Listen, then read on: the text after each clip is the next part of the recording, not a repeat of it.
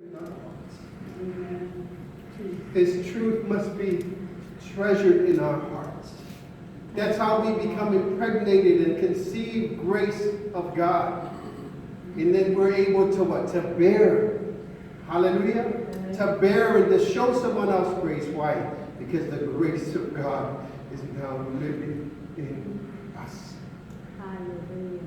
Grace must be conceived in our hearts before it can be born to us this day. Amen.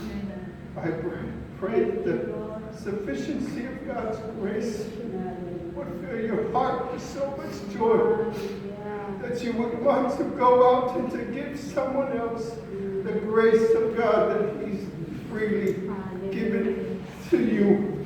Yes. May the joy of Christmas, Yes. the grace of Christmas, Thank you, Lord. the blessings of the Lord be yours today and forever. In Jesus' name. Yes. Amen.